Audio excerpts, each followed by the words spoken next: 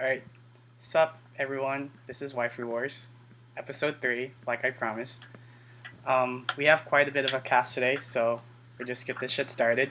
I'm Beanley, and the set I hate the most is Ritual Beats, Ritual Beats from Yu-Gi-Oh! Cause no one likes to play against someone who likes to masturbate with themselves, so yeah. So shady. I personally like them, but okay. Jeez. Hi, I'm Jenna, and I really hate Attack on Titan. The anime, the Weiss set too. So, yeah. Okay. Very subtle. My name's Enrique, and the set I hate to play the most, probably Schoolgirl Strikers, because whenever I play Mark, I always go through all 8 climaxes first turn. Our secret talent. Yeah. My name is Alex. My least favorite set to play against is probably English Kantai, because English Kantai shouldn't exist. Yeah, another one. Another one. My name's Mark, and the set I hate to play against the most is Televeru, because that also should not exist. Well, you're right. This is... Alright, hi, my name is Rashidi, and I'm going to be more specific. I don't like AOT Titan at all. Oh, there we go. Somebody. Hey guys, I'm Greg. More specifically, I hate those kids that play Little Busters and think that they're good and spend $400 on +2 soul climaxes. Greg, that himself. Literally the worst. Yeah, those kids, I hate them, man. Especially when they only get 3 of them. Exactly, Yeah, right? right. They just don't know how to play the deck. Alright, so we're going to move on to open forum. Again, this is a section where you guys can just make quick comments or stuff you want to point out before we get started. So is there anything you guys want to say? I'm good. Can we, I'm good. I don't really have much to say. Yeah, we're pretty good. Alright, we're going to old business then. Well, let's get started with Monogatari's second series. The floor is open, so yeah. So, set got revealed. I was pretty excited because I had been waiting since Bakemonogatari for Tsubasa Hanakawa to have a good front row. Level 3. Same. God, there's 2 Hanakawa Lakers here. Ew! Oh, you people are the worst. Anyways, Oh, God. so when I saw that card revealed, I was determined to make a deck based on it, which was kind of awkward because the set's healers are really kind of lackluster. They don't really do anything other than heal. The noticeable cards that are good in the set are obviously the 3-2 Hanakawa, because she's a clock kick pretty much 100%. Obviously, the Shinobu that's a Shimakaze clone is very good. The Mayoi that is a Riki clone. And then, in my opinion, the best other finisher would be the Rakugo clone that is Nanako. Kaiki for life. Oh, that's not from the set, but still. Yo, for Kaiki is life. actually pretty daddy in this set. I'm seeing a picture. I just really wanted to run Hanakawa with Kaiki, but it's kind of overkill because you can just get the clock shit anyway. Yeah, I didn't really like Kaiki, so I don't play it in my build. If there are more cards that it can kill in the future, it'll be good, but I kind of went more red, green, or red, what? It doesn't matter. That's good. I played it. I built it. It's really good. I think it's fun and really good too. Yeah, they gave it a lot of stuff that it needed to push it It's like- forward. Yeah, it's it's very, very consistent. As a really big fan of the series, actually getting to see good cards start getting revealed after how weak the previous sets were, it just felt really good. So I think it's really good. And Bushiroad does a good job of flavor, especially for Monogatari at least. Yeah, they seem to, at least with more recent sets, been putting a bunch of the good effects that have been in old sets together.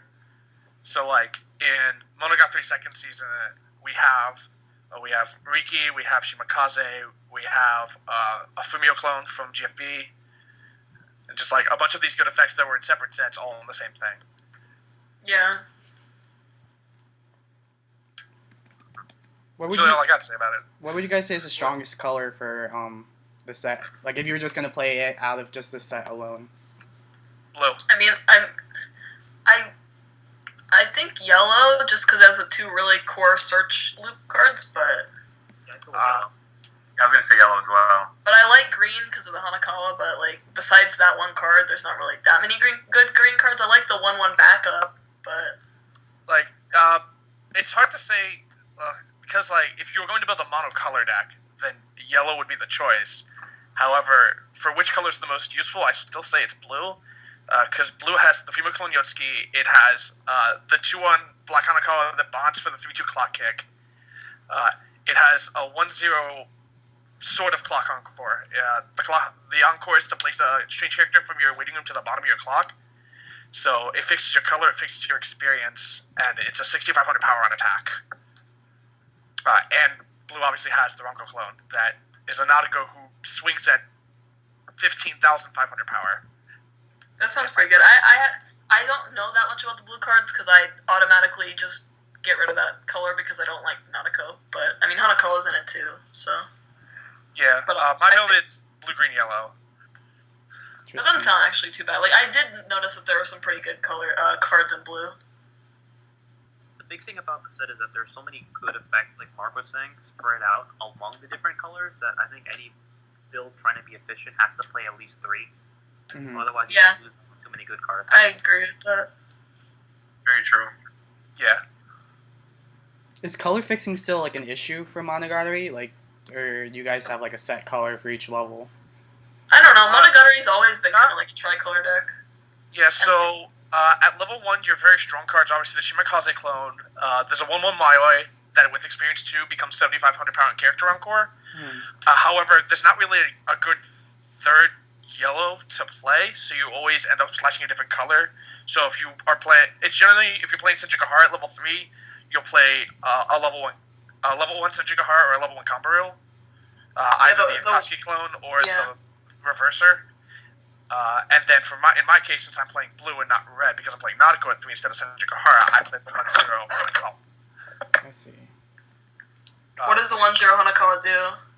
She's the one I was just explaining. The on attack, she's a level 1/0 costs 4,400 power base. On attack, she gains 2k if you have 2 more of the strange characters. And then she has Encore, place a strange character from your waiting room to the bottom of your so she 100% fixes all of my problems for color and experience. Oh, that's pretty good, actually. Yeah, like in a real big pinch, I can just play on top of her and put whatever I need at the bottom of my clock. And the really cool thing about it is, because this is a problem that like some people might run into, is that if multiple characters of mine die, and I've just reshuffled, so I won't have any characters in the waiting room, I can place one of my other characters in the waiting room first, and then use it for her encore.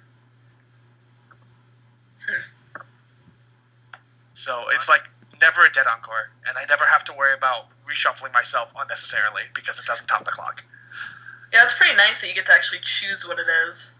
Yeah, I mean, I can, because the color fixing for me, honestly, the problem is green, because the only green cards I play are the 3/2 Hanakawa clock kick and then some zeros. Yeah. So almost 100% of my games, I end up using that 1/0 Hanakawa to put in either the 0 Brainstorm or the 0 on attack plus a level and 1,000 power. Yeah, the one issue I run into with my deck is that sometimes I don't get green by level 3, because I really don't run that many green cards, obviously, besides the clock kick. So I sometimes have to clock one of my, like, Hanakawas or something, just so I can play one to guarantee damage. But I haven't had that much playtesting, so... Yeah, I've played the deck. I tested the deck extensively before the set came out, and then I played it a lot since its release. And though I think that 1/0 Hanakawa might be the best card in my deck. It normally works out fine though, because you have you generally can board at least 2 of your level 3 climax combo finisher of choice, whether it's Hitagi or Nadeko, and then you just fill in the last slot on your board with a Hanakawa clock because it's super free. Yeah.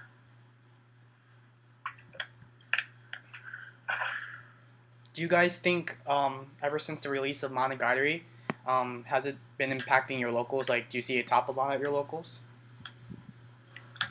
I mean, I've gone 3-1 or 4-0 every time I've played it, and then another one of our locals plays a different version from mine where he plays Hitagi instead of Nadeko at level 3, and he's been doing pretty well with it too by abusing the 1/0 Hitagi Akatsuki clone.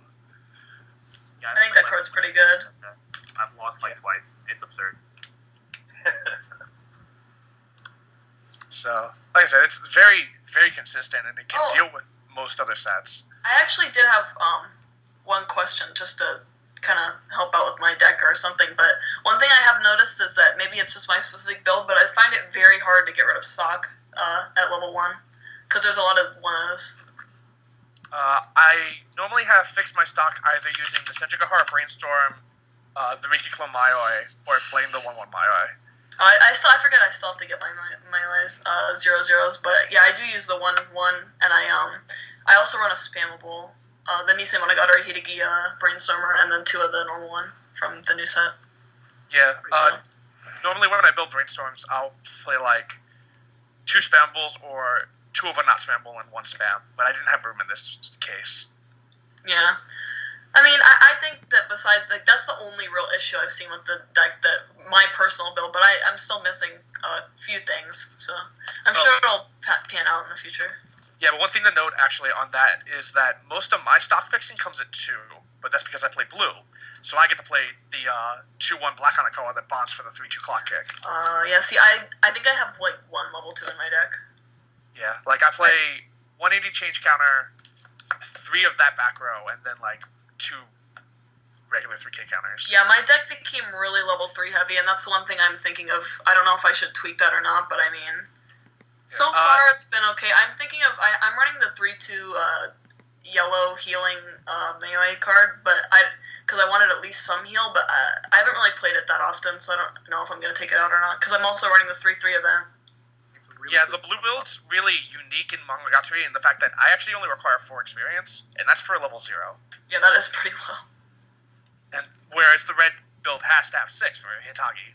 So Does the it frees up 3/2 my options a little more. Does the 3/2 Nadeko have experience, or is it just a really low experience? Oh, okay. It has 0 experience. It's on play, check top 3 for a card, on attack with her Climax, which is Climax Gate, which is a Ramco effect and gain 5k, and that's it. That's a really good card. If I liked her, I would really play it, but I can't stand her. Well, you keep things out of your deck. Is there anything else you guys would like to say about Monogatari before we move on to Puyo? The set's just really good. On those Yeah, I agree with you. That's just Like, Arts deck is yeah, like with all the most recent sets that Bushiroad's been putting out, it's pretty solid. they're really good, and I'm happy that I'm actually kind of glad because of the power creep, because it keeps the game fresh. Because like all these sets are just pretty good. Yeah, I mean, this is Yeah, what Monogatari I needed agree. it, though. I wouldn't Yeah, necessarily say it's Monogatari power did have creep. 2 like pretty dull sets. Like the Uh-huh. fact that you really don't need any of the cards from the older sets, like maybe like excluding like a few by preference. It's like it just shows how good of a set it is. Alright. Oh, what years are the past 2 sets from? I don't know that off the top of my head. They're a while ago, I think. Yeah, Well, I know Bakemonogatari is like Schwarz like 15, so it's pretty old. And I know when Nisei came out, it was meta for at the time, but that's because at the time the meta was like play 8 gates, play 8 healers. Yeah, and wasn't there like a lot less clock? Wasn't there a lot less clock kicking when it came out? So the Skihi 3/3 was actually pretty good. I don't know if that was part of. From what I understood, the meta was you played for Shinobu and for the Hitagi. From Yeah. Because it was actually blue and level 2 heavy back then, or you would try and use your Hitagi to play around their early drop Shinobus if you ended up hitting 3 first. That sort of thing. I was not around for this olden time, so I would not know. Yeah, Nisei was definitely before Kantai, so... Oh, Fair yeah, enough. way before Kantai.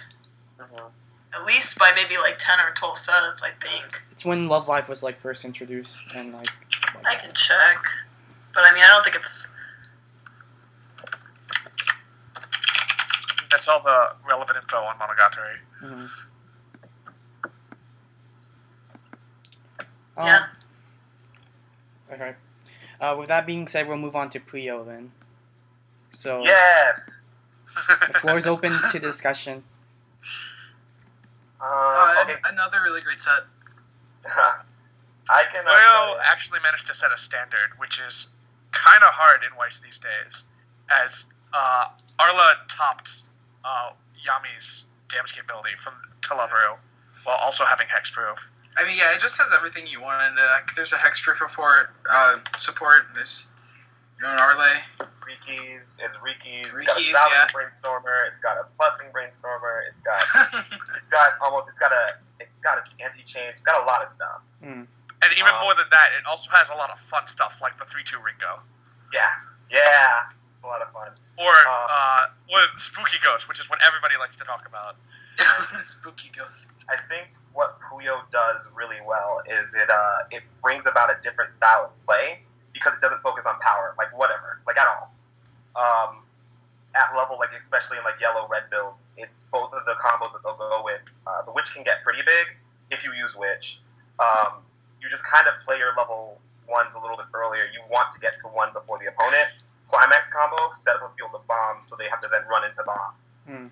And then play a second climax combo on top of it. It's also hope to God that they're not playing Fate Stay Knight Rider. Yes, exactly. Oh yeah. Exactly.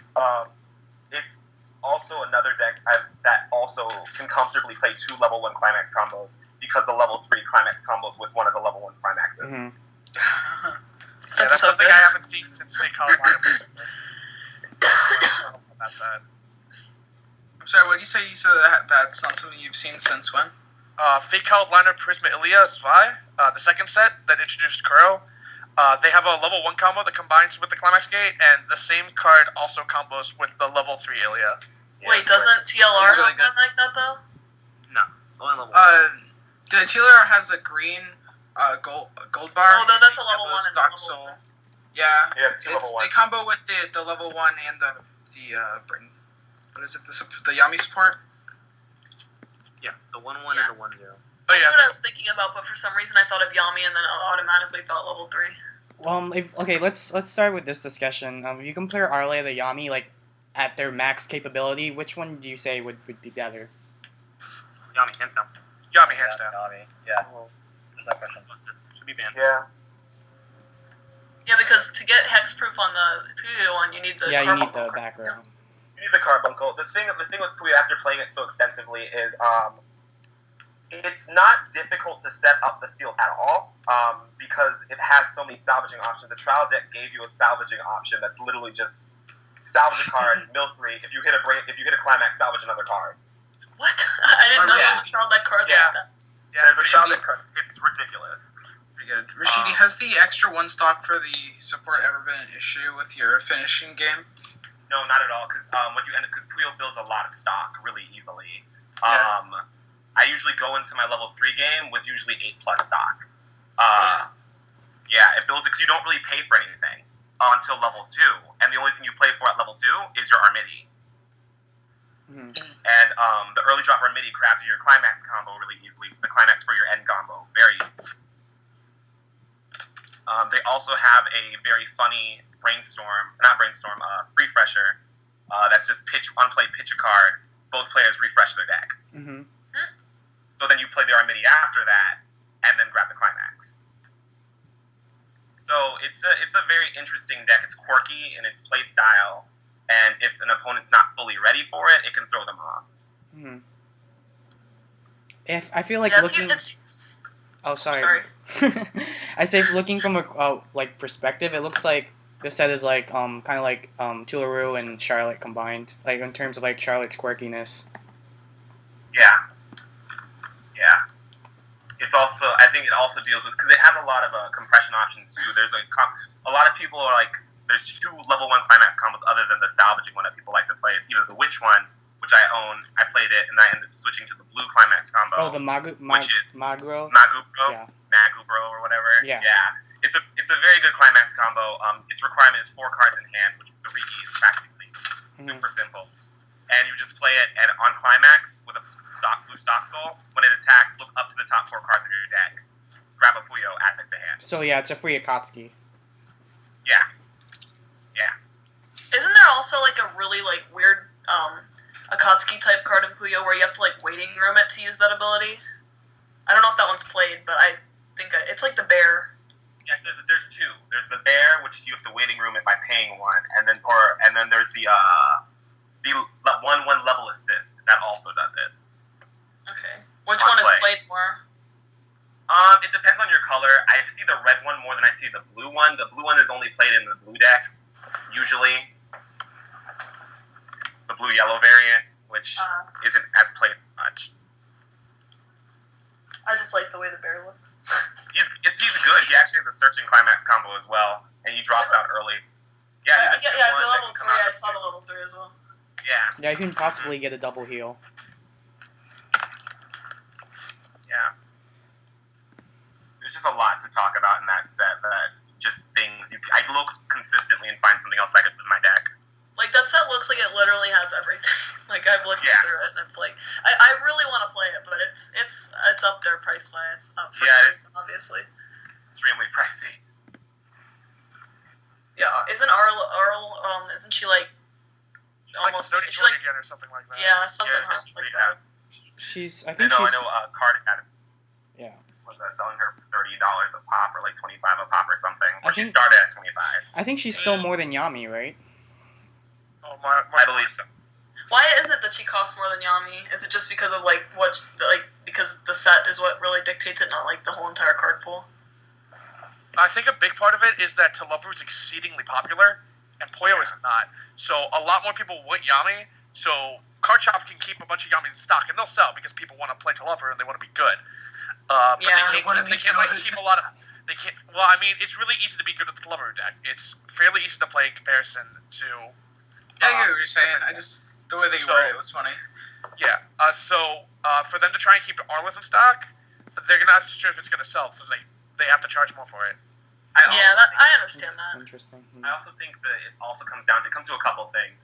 After Puyo coming after the Two Love Root set, and someone seeing that printed again, and they're like that's ridiculous. Mhm. They printed another one directly after doing Yami. Didn't it get printed it 3 also- times? Because isn't there one in Schoolgirl Strikers as well, or is it just similar?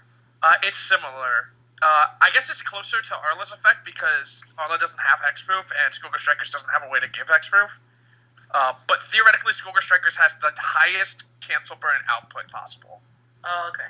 Assuming you have max stock. You need 9 stock, and then you can get Clash 8. Yeah. Jeez. And then I think what also happens to do with it is that the other yellow double rare in Puyo is literally okay. So Literally okay.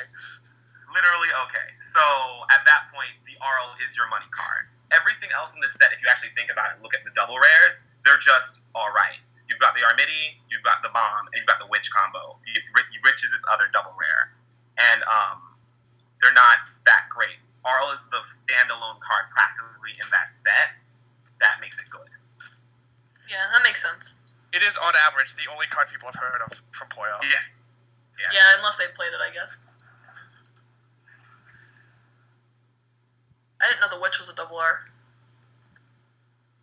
Yeah, she's a double R, and I think the 4K Arl that on play mills the top 2 Mhm. is also a double rare. Is there Ricky not a double R, or is it just a R? It's a rare. Yeah, it's a rare. Power creep. But if you actually look at it, all of the okay, I'm gonna be a little picky about this. All the Akane cards, because she came first in rewrite. Yeah. All of them that are just the 2K base with just the effect that Akane has, they're all rares. The only ones that are higher are like Mayoi. She has the second effect, where if she side attacks, she gets 1500 or something. Yeah, and the Idol Masters one. Yeah, so every other one has a second effect, which is why they're a higher rarity or a different attack or something like that. Okay. Oh, okay, I didn't know that. That actually makes sense. Yeah, it does actually make a lot of sense. Would you guys say this set is it something that's good for the meta? Or I think it gives a lot more options because obviously when Televu came out and everybody saw Triple Yami everywhere, there were a lot of complaints of everybody's just playing Televu. So it gives people more options to do sort of the same thing, but also add a lot of variation to it. Because with the Televu Transformation Housework deck, there's only so much you can do because you have to like play Omikons, Yamis, and Mez, and there's only so much you can do with it. So Puyo adds a lot of interesting things you can do with the deck in addition to playing the big combo. Yeah, I don't know how... Oh, sorry. No, you're good. You can go. I don't know how Puyo plays, but it just seemed more like fun than TLR, because TLR just seems really boring. I don't know. Well, that's because Tula Rouge is trait specific. It's very- fun cancel burning your opponent a bunch of times. I mean, I that's guess, what but Puyo if does you do as the, well. I mean, I guess every deck you want to go through your same motions over and over again. But I mean, like, I don't know. The deck's just really consistent, I guess. Puyo, the good way to put it is like Puyo likes to play with itself. I guess it sounds odd, but that's the best way I can put it. When I play Puyo, I feel like back to the Ritual Beast thing. I'm playing Ritual Beast. Half of my turn is just me going through my deck. I don't care if you get your climax combo off at all. Like, because my characters are so weak, you're reversing them. If you have an on-reverse effect, it's happening. That's exactly how Little Busters feels. Like, you attack with +2 soul, but and you're getting reversed next turn, but you're dealing a bunch of damage at the same time. Yeah. And it is for that reason that I really love playing Schoolgirl Strikers. But I'll get to that. All right. Does anyone have anything We'll else to talk say about about it soon. Puyo? No. And then here, Mark's going to talk a bunch about SGS. All right. So with that being said, let's go to Schoolgirl Strikers. All right, Mark, the mic's yours. Yeah. So Schoolgirl Strikers can do literally everything that's not an anti-ability. So like they don't have a money counter, they don't have anti-salary, they don't have anti-heal. But every other effect that's already existed in the game, they pretty much have, in addition to several really interesting new ones that are actually very good in practice. Which Alex is very familiar with one of these. Can't beat that deck. No. My favorite deck in Schoolgirl Strikers is one of the red builds, where there's a level 2 1-cost level assist named Sasu Momokawa. Mm-hmm. And her effects are, she is a per level assist.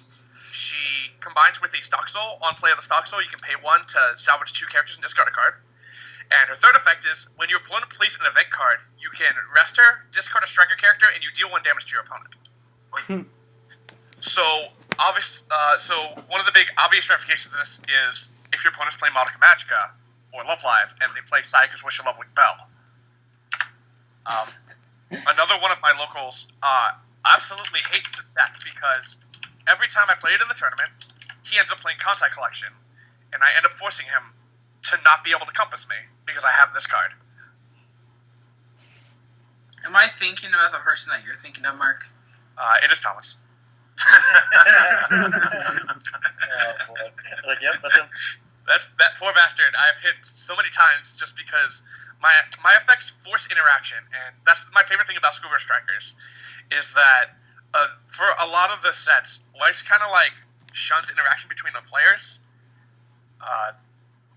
Puyo being a prime example, where half the turns you're just going through your deck doing whatever you want, and it doesn't matter what your opponent's going to do. And that's pretty much what I would call a good meta deck in Weiss, is where you can do your thing, and it doesn't matter what your opponent does, because you're still going to do your thing.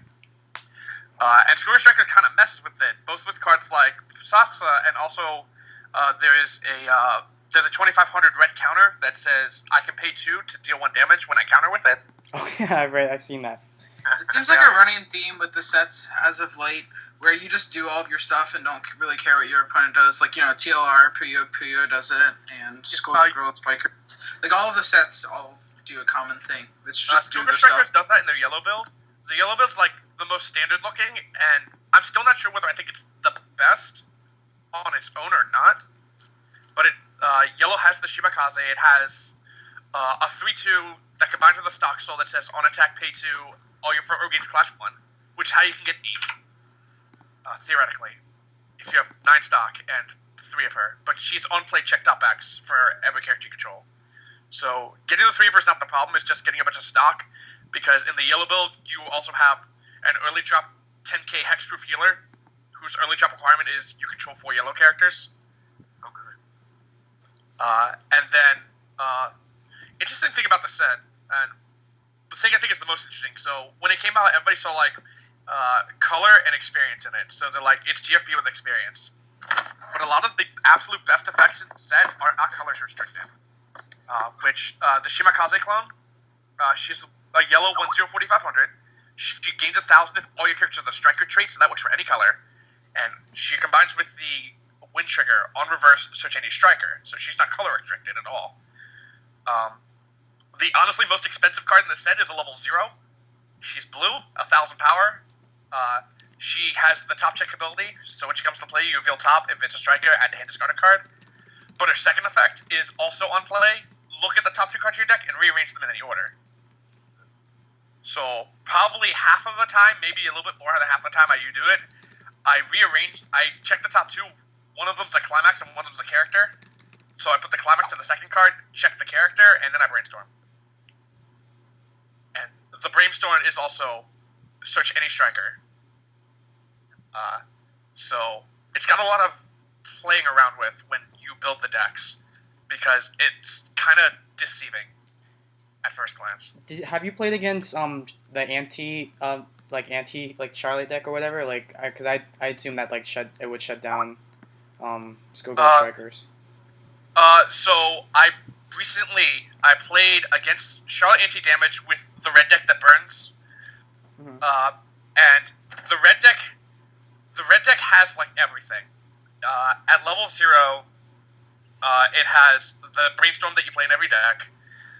It has Shiyoko shares an apple, except the card it bonds with has character encore in addition to being 5,500 base power, so it's slightly better. Except I don't get to have Sayaka's Wish, obviously.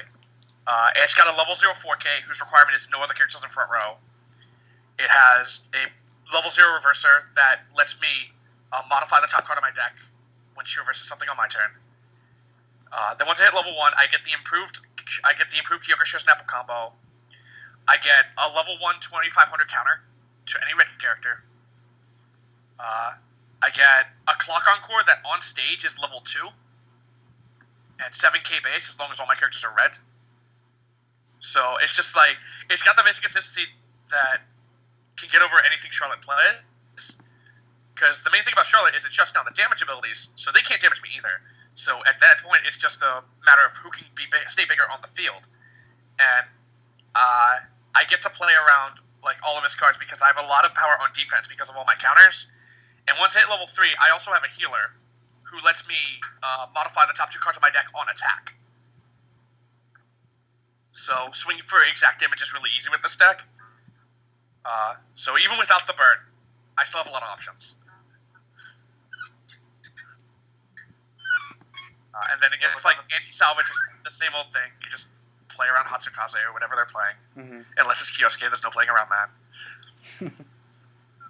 Luckily, nobody in my local plays Low Busters except me.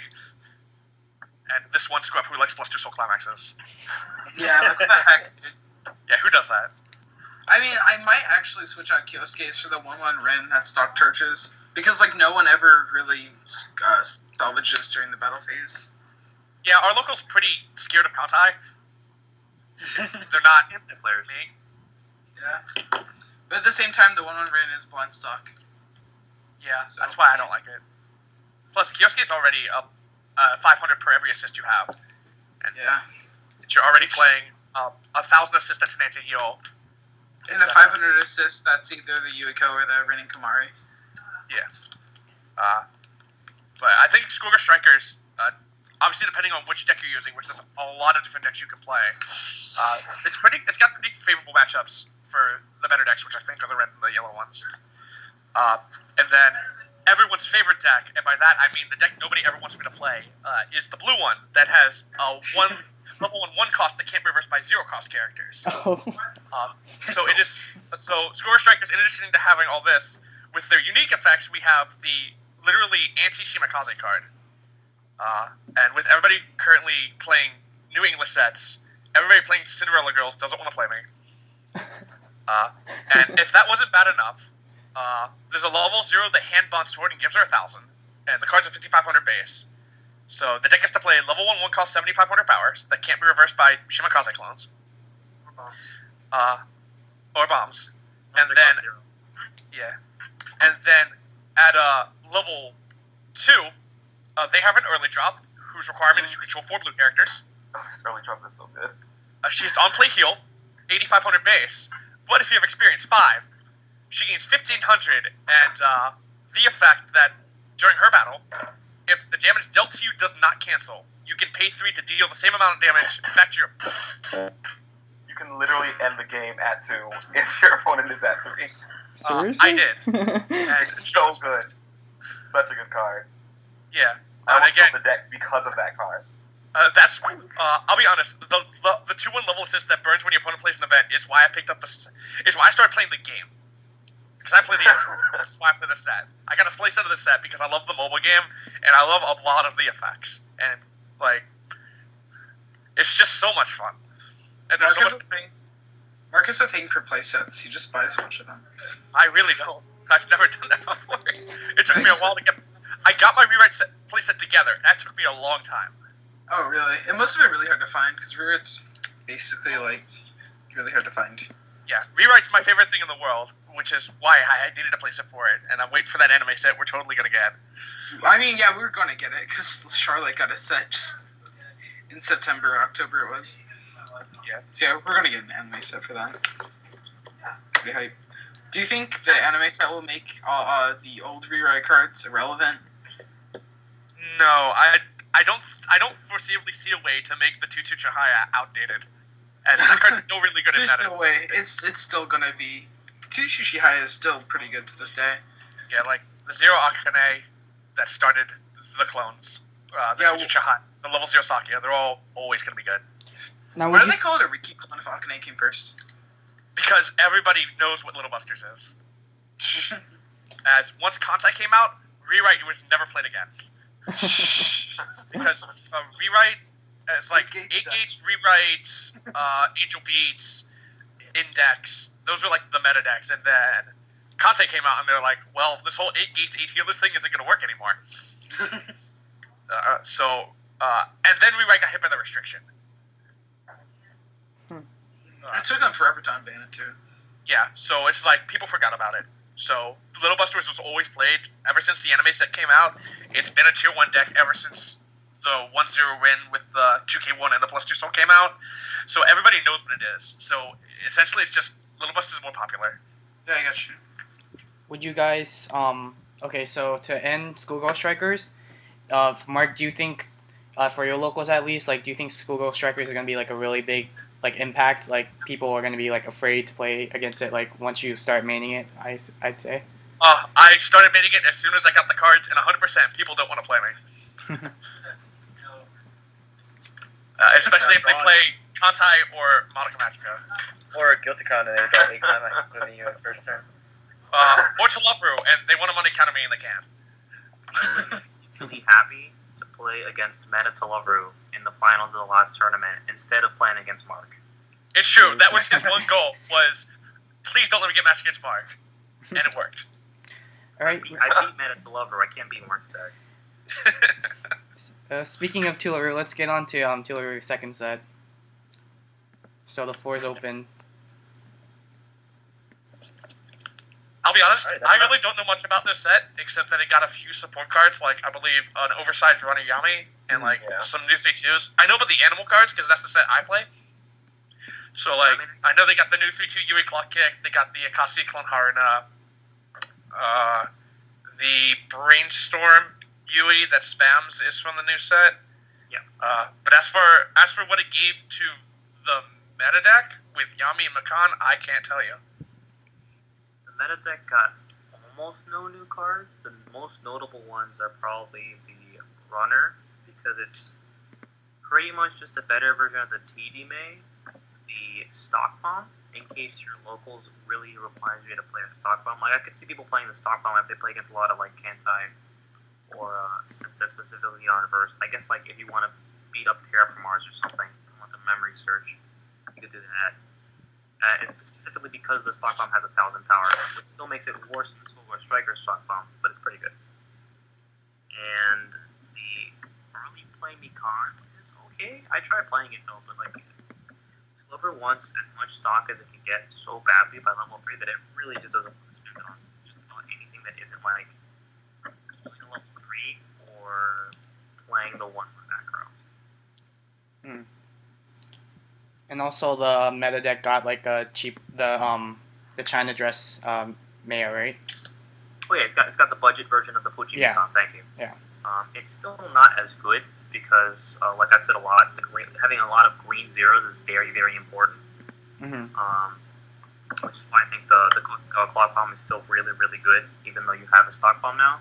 But it's nice to have. And like there are some metagames where I could see you needing like the extra 300 power. Like I think the way I beat my own 2-lever deck was I just made a wall of 8,500 power Sayagas and held it back up, and that's just not something that deck wants to deal with. I don't think anything really wants to deal with that. I mean, no, but like, you know, other people can bomb it or play 1-1s, and that's just not what 2-lever wants to do. From what I can tell, like, Televeru already had basically everything. Yeah, And so, like, so it's like the same thing with Kantai Set 3 coming out. People are like, what could we possibly give for the deck? Well, it's going to give stuff to the alternate decks, like Televeru Set 2 did, where it gave a lot of support to the aliens. So it gave a lot of support to green, red, and blue, as opposed to yellow, which was already super good. But quick question, what did Kantai's second set give to Kantai? It gave Haguro Kaini a Taige, which is an LE clone, and it gave the Akatsuki. That's pretty much. And it also gave Shimakaze Kai and Tsukitsu Kaze, which is a spammable search discard brainstorm, which is really good for their hand fixing because they didn't have that. And also they gave the Harana that spin seat that was shown in like Worlds. Okay. Yeah, because in Japan they can't play Hatsukaze Hibiki and Akagi Kai. Yeah, there's a restriction. Also, the purpose of Set 2 of Kantai is to open up boxes and lose a bunch of money by opening up boxes. I mean, I entered a winner box and got one box and plus pretty hard, but, you know, not everybody can do that. There's a few cards that are worth the value, but still. Oh yeah, if you compare it to the first set. Definitely blue-green, which Mark has that whole deck, and the one thing I can say about it is that the Kotegawa Clock Kick is just as good as everyone thought it was. It's amazing. The early play Harana is still as good as it was in the blue deck. It still happens very frequently. It's still really good. And the 1065 it's okay. It's about as good as every other 1065, which back in the day was amazing, and now it's kind of just expected of a lot of good decks to have, so it's no longer as amazing. And the Spammable Brainstorm, for me, was not as impressive as I thought it was going to be.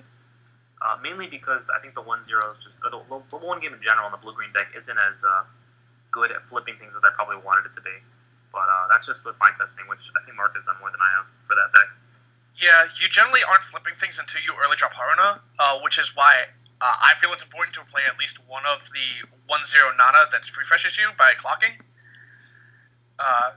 Which is cool, because you already want to run red for the Nana Brainstorm, because it's good, and it's searchable, because it's an animal character.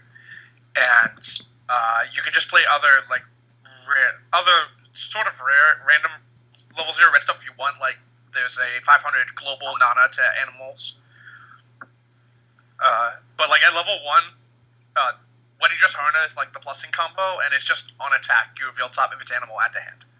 So it's not even about flipping stuff. And then if you're stuck at one, Haruna has hand encore, so if you manage to get your stuff, then you can keep going. The 1065 with a climax can get over stuff on your turn if it's really necessary, but the main goal is just to like get the 3-2 sitting harness to hand and then early drop them. And then you're swinging over everything. Now, is the cat vibrator card really good for the animal build? It's not bad.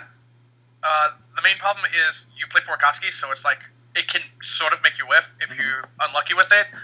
Some people play 2 to 3. I only play 1 because my luck is bad. My luck is very bad. So I try not to take chances with stuff like this. So in my build, I played 2 of a 1-0 1500 UE counter, 1 of the 2-3 event, and then 2 of the Chibi Yui, because she can clock swap in addition to being a 2500 counter. Yeah, for me, the really scary thing was that the Haruna combo has to top check a character, so playing events is really scary. It's similar to like playing the Hibiki Runner in Simple Gear. Yeah. It's a good card, so you probably want to play it, but like there's definitely some like anti-synergy going on a little bit there. Mm. And then the red deck just kind of got options. There's no really overpowered red card that like breaks the deck. It's got a much better Lala healer than the first set, but it doesn't change the resonance target, so it doesn't affect the deck nearly as much as it could have. It's just kind of something nice to do at level 2 if you didn't like playing the Nana, which was already pretty easy and also pretty good. And then you have like more options. You've got a 106k, 3 and a 106ks that can do things, I guess, and a better Zero Bomb. That's about it. And the Brainstormer, right? For red? I think it was red that got a I mean, Brainstorm. Red already had a Brainstorm from the first set. Yeah, the thing is that you already have the Nana Brainstorm, which is a copy of the Silica Brainstorm from Sao, Oh, I see. which is very, very, very good. The plus Specifically Brainstorm? because, like the trial deck Yami, the Nana Brainstorm will grab any character from your waiting room, Yeah. which is super awesome. The trial deck Yami technically has traits on it, but it's like a million traits. It's absurd. I don't know if anybody's ever read that card, but it's got like 6 traits that it searches for. It's really silly. Yeah, that's pretty good. For the animal build, like, do you guys think the Maru card is good? The 1-0, the dog? It's very, very funny, and if your opponent doesn't know how to deal with it, it'll probably ruin their day. I'll be honest, I never even looked at it, so what does it do? It's the one that's... Yeah, go ahead. Okay. Oh, sorry. I will have it with me. It says, it's an auto effect Okay, when this card is placed on stage from hand. Reveal the top card. If that card is a animal trait, and then the other trait is Spirit. Spirit Ghost. Choose up to 2 of your opponent's cost 0 lower character. Those characters cannot stand during your opponent's next stand phase. I mean, it could work. It depends, like, where you are in the game. So, like, if they are... So, I'm assuming meta deck match. So, like, if they were already level 1 and they already did their blessing combo, then they'll have stuff to play. And if they're 0, then they're just going to play their level 1 blessing combo. So it's got a really weird timing with it. If it was a 0, like the Wakaba from Vivid Red Operation, it would be amazing. Which, if anybody doesn't know, it's a level 0 that can't side attack, but if she directs, you choose an opponent's level 0 and it doesn't stand in the front row. So, if the dog was like that, it would be a lot better. But I feel it's like it's got a kind of odd place in the current meta. Is there any closing thoughts on Tularu's second set before we move on to Shiyoko? I'm honestly glad that the standard green-yellow deck didn't get a lot of support, because of course the deck is already really solid. And the fact that it gave support to other cards, or other builds of the deck, leads to more diversity, so I'm glad that it wasn't just more MetaFest. I think the booster was good. I think the red cards needed to be better, but, you know, I have a lot of bias. Pink hair and all that.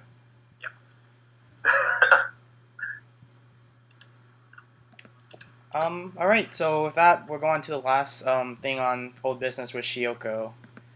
So, It's cute. I know Jenna... It's cute. Yeah, Jenna plays Shiyoko, and I think Lewis at Orlando plays Shiyoko. Yeah, Lewis plays it. Oh, and Tyler as well. And now Justin, because he's had his gateway deck. So, honestly, I don't know what the deck does, so can someone explain it to me real quick? Basically, it just has, like, a lot of, like, pretty good effects. I mean, it is just a trial deck, but it's, like, probably one of the better trial decks that you It's can get. one of the best trial Like, decks. it has a... I think it's the got- best trial deck that's ever been written. It's got I'm sorry, I don't remember the rewrite character's name, so I'm going to say Ricky, but it's got, like, a Ricky-type card. Akane? Akane. Oh, okay, that's easy to remember, okay. Yeah. Well, it's got a clone of that, with no other effect. It has like a really nice like 1/1 clock encore plus The 1500 power Yeah, it's a Sasha from AOT. computer card. Like it's got a lot of good stuff. It doesn't have a searcher, but it has a pretty crazy fun event where you like flip the top card of your deck, and then like if it's level 1 Or higher. or higher, Yeah. you pick 2 of your characters, and the characters across from them gain +6 soul, and they can't side attack. So you just kind of like, it's just fun. It's funny. It's a funny set, and like it's not. What? How's level 3 game? The level 3s are actually really good. Like there's an early drop 3/2 that gains 500 for every other card game character, and it heals in play. All right. And then there's the a last three on. and then there's a 3/2 that No, the 3/2 red is where you look at top 3, pick a card and add to hand, put the rest in waiting room, and then it burns with climax heal, or not heal. I'm sorry, it burns with a climax trigger. On attack, pick one. Run with the game. Yeah. It's like when you attack, you burn and it gains 1500 until end of opponent's turn. Yeah, it's a clone of the old Yuri Nakamura from Angel Yeah. Beats. Yeah, except it has to pay for it though. Yeah, that's because it gets to check top 3 instead of drawing. And it also gets power. I don't know. That's what Yuri Nakamura does. It was Yeah. on attack Okay. with the gate, burn 1, 1500 to the end of the opponent's It's turn, also 9500 the- base power. The Shiyoko is also 500 stronger than Yuri. Is she 10k base? I thought she was 9500. Yeah, she is. Okay. No, Yeah, she's 10. Oh yeah, she's 10, and the other one is I believe it's 9, or is it 8/5 or is it 9/5? I haven't picked it up in like a few days because I played it a couple times. I was like, oh, this is fun, but it's kind of boring. It's Yeah, like I've never actually seen the blue one whenever I played against a Shiyoko player. I played the blue one quite a bit, Yeah. because Ooh, I just that's happened good. to grab it. Oh, its early drop requirement is that you have 2 or less climaxes in your waiting room. So sometimes it's hard to get off, but sometimes it's not. The 3/1 blue event is actually really good. Reading it again because you're choosing your own characters, so it bypasses hexproof. Yeah, that's what I was saying. You have to get somebody who does get past that through. Tearless climaxes in waiting room actually doesn't sound too bad because when I normally play early plays, it's always just so close to refresh. Because when they have like 5 or less or 6 or more climaxes in waiting room, Yeah. I feel like those are more hard to pull off for me, at least. The only problem with the 3/1 event that I've had, Beanley, is that when I freaking play it, I always top check a 2 or higher. Isn't that how you get the effect off? Damage. No, you 1 or want higher. Or I'm sorry, I always check. No, I'm sorry, I check a 0. 0 or climax. But I fucking suck, so apparently I can't play that event. I would always hit a climax consistently when I do. Like, I get so excited to play it when it's in my hand, and I'm like, oh, this could win me the game, and then I freaking flip that 0, and I'm just like, oh, okay. Yeah, it's You pretty much keep like going. everybody's thought process on the clock kick in Guilty Crown. Is like, sure, it could clock kick. I'm probably gonna whip That's my favorite thing ever. Oh my But- gosh, I've expressed but it at so least many Guilty times. Crown- A1, Rest 2, check top card. If it's a I certain mean- level, you get to clock kick a card. I mean, I but think Guilty it's Crown good, is kind but of people easier though. disagree with me. The I chances just are think so it's good. funny. Yeah, it's easier because they have a lot of scrying. They have a lot of scrying mechanics in the Guilty Crown. You're basically gonna only be playing one, unless you like have a bunch of characters in your hand that you can just be like, okay, retire. Yeah. I mean, it still heals. About Shiyoko, though, let's not forget that amazing promo climax card that is included as well. Where you literally switch out That's your not deck. that's not playable. Restart Oh. the game twice. It's pretty good. Yeah, It's as far as the topic goes, it's just Shiyoko is hands down the best trial deck ever printed for a few reasons. One, they have all these exceedingly good mechanics such as an Inazuma clone, a Sasha clone, a pay 1 pitch 1 search, 2 level 3s, one of which heals and the other of which burns. Is the deck playable just if you buy one of them? Do they give you your copies of everything It's you need? playable, but You you don't get get more of the offline level too. 3s, I believe. You Get need 2 at of each, least you get 2 of each. You need at least 2. Yeah, it's I mean, recommended. you'll get a playset of every card if you buy 2, except for the event, because it's 1 per deck. Just basically sell off your sleeves and wait. Does it come with sleeves? Deck Yes, box? it comes with sleeves and a Yeah, storage like box. basically you can get rid of the other box sleeves, etc. And it comes with a comic as well. Hmm. I can't read it, but it looks cute. So. And then That's each all that SP is matters. different from And the box is really nice, but mine just started breaking randomly. I think I have too much stuff in it. It's cardboard. Yeah, it looks pretty though. And like, I don't know. I used to hate the way the character looked, but then I started playing the deck and I'm like, she's a little cuter than I thought. But it's pretty fun. It gets a little boring because there are times where you just draw complete shit and then you lose because there's no way to really fix your Does hand. it have as It much? also has a brainstormer. The deck also has a brainstormer. It's a pretty good brainstormer too. And you Does have it a have- boost. Does it have as many memes as Wizard?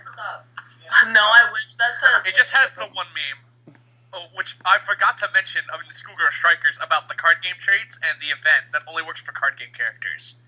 Very valid and standard now with Shiyoko.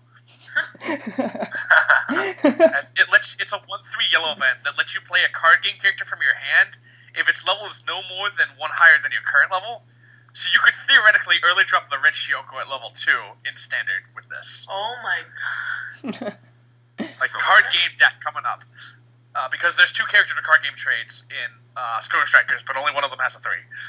So you can't actually like do it in just Neo Standard. Oh. So Other than that, like Yoko's yeah. very solid. Even if you don't consider that it's a trial deck, just in general.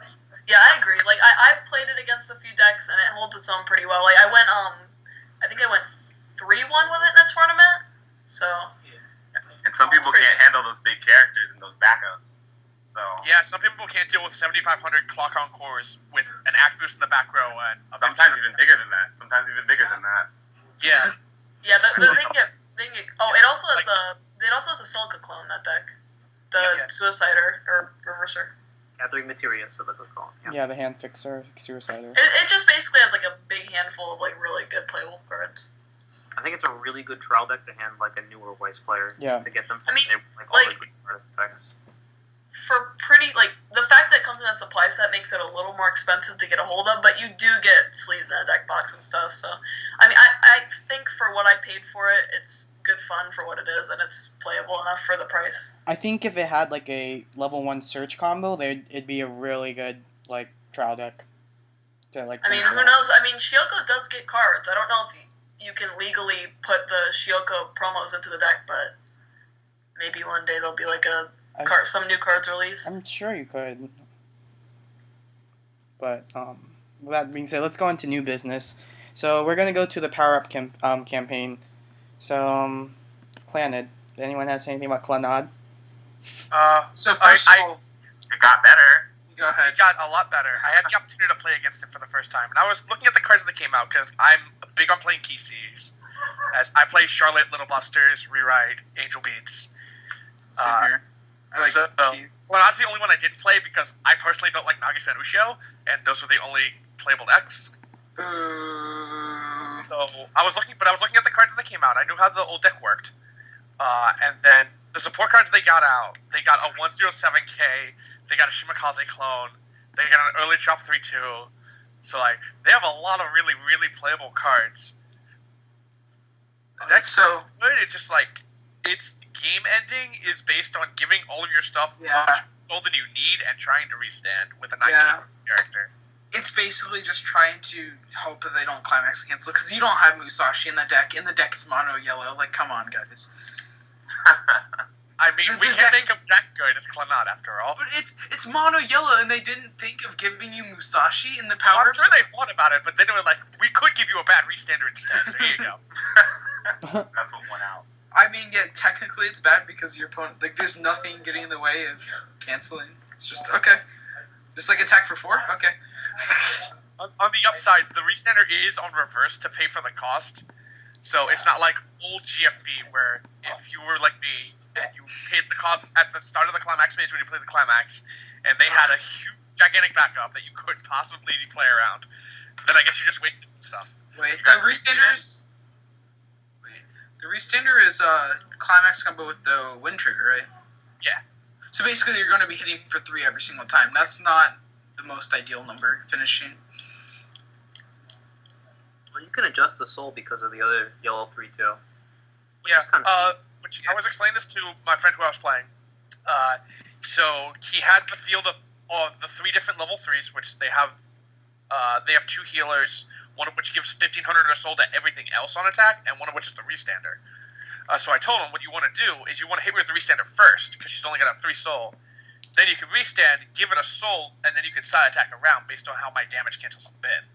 Oh, yeah. So it's actually, it doesn't look too overly good at first glance, but it's very technical on how you can go about it. How does the 3/2 Nagisa and Tomoya work? Is it like on attack, give something 15 and a soul, or? It's on attack, pay 1, discard a card. All of your other characters gain 1,500 power and 1 soul. Alright, so it's like the 3/2 Chihaya, but a bit different. Yeah, the Tsuchu Chihaya it's a pretty common effect. The first time I saw it was in Sword Art Online with an Alsana. Yeah. Because the thing with Chihaya, though, is she has Clash, and she gives herself the 500 and a soul as well. So it's kind of like her two effects synergize with each other, whereas the Tomoyo and Nagisa have to synergize with your other cards, which in this case is the Restander. Oh yeah, another thing about the deck is that in order to get your stuff off, you have to play a lot of level 3s. You have to play anywhere from around the like early 10 top to 12. apartment is having 2 different 3s in the level zone, right? Which is, yeah, it's so dumb. 2 different cards. I don't know. I don't remember. I know one of them is the early play itself, and the other one is some other card. I don't remember what it is. It's another both 3-2. of them are the three. Both of them are the 3/2 healers. Yeah, and like, Yeah. So you get to play 8 healers, but you're really only playing 6. is it likely to be able to put those cards in level and then play the early drop, or is it like a gamble? I mean, it's sort of a gamble. The main problem is, and I see this problem a lot for people who aren't used to playing stuff like Unison Raid Lucy or Sheila, because Nagisa, or it's Inushio, it's the hair. When it's reversed, you get pay 1, clock 1, and send it to memory to search. So you can get the cards pretty easily, but you have to be willing to crash your guys in. Because if your opponent sees it, they're going to side attack around it for 2 reasons. 1, they don't want you to have the card. And 2, that card being in memory is the requirement for the 1-0 to be 7k power. Yeah, which is pretty good. Yeah, so like I was playing Cody in our locals, and I side attacked that card the whole game, and he never crashed me in. So he didn't get his 7k until like the last turn. The last turn level 1, or like? No, the last turn of the game when I killed him. Wait, are you being serious? Yes, I am. But I mean, it's something I used to do. Because I used to be like, oh, I get to keep a character, this is great. But then, eventually I realized it's just better to get your cards and take the hit. Holy airplane, Batman. It's not me. Yeah, like overall the deck is a lot better. I wouldn't say that it's I better wouldn't say top than... tier or anything, but I'd say you Yeah. can now meet up with the 30-odd decks that make up the tier 2 of Weiss. Tier 2, yeah. I feel like the other comeback campaigns in the past are a lot more strong. Like, Guilty Crown and Index definitely got a better boost than Clannad. I think, relatively speaking, it was about the same power boost because Clannad was really bad before, and now it's very playable. Yeah, but it's the same power boost. Stuff at, like, tier 2 decks like Cinderella Girls, Terraform Mars, rogue versions of good decks, so like other GFB decks that aren't blue and pumpkins, and like would you say that Terraform Mars and the GFB like pumpkins would be at the top of tier 2? No. I would say GFB pumpkins is tier 1. Yeah, they're definitely high. Yeah, it's pretty good. Yeah, it is exceedingly good. As that was my main deck prior to SGS, and I went 4-0 at regional and then 5-0 at Nats before I got disqualified. Wait, how did that happen? That is a story for another day, and not on this podcast. Yeah, not on this podcast. So, like, Clannad is very good. It's very easily up in tier 2. So, relatively speaking, it got a huge power boost. It just doesn't seem as impressive because Index was already good, and Guilty Crown was already slightly playable. Very slightly. Very slightly. what about Slightly. What about Log Horizon, you guys? I think that power set is terrible, personally. I recently looked at all the cards again just to make sure I wasn't like going crazy, but like all of the red cards are really bad. So like they got like a new early drop Akatsuki who doesn't like do anything. She's early drop, she doesn't heal, and she doesn't get you any cards. She doesn't do damage. She's just like early drop and power. And I mean, to be fair, Log Horizon didn't really have that much going for it in the first place. So yeah, but that was one of the. I mean, yeah, it really needed something, and it didn't it's just really. the reason I didn't like the power set for that is that blue is already pretty much the dominant color because of Natsugo and Shiroi, and blue is what got the good cards, as opposed to trying to make something else playable. Because red-blue obviously is what you play because the only colors in the set, and they had the level 3s in the set were good. It's just like it's the only deck you can build, sort of like Clannad. But it didn't like enhance it at all, really. I mean, it makes it better. I played the what is considered the meta Log Horizon deck a couple times because my roommate owns it, and basically the Akatsuki is there because the only other thing you were doing at level 2 in the old deck was playing a 2/2 salvage tool event, and that's just a lot better because one of the easiest way you lost was that you were level 3 and your opponent level 1 because your Log Horizon was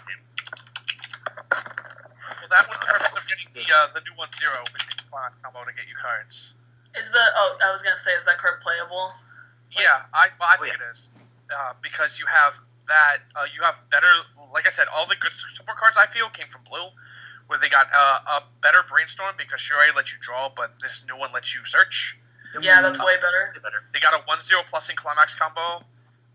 They have a level 0 4K Nyanta, and they're already decent cards in blue at level 1, just not enough to make your level 1 completely blue, so now I feel they can.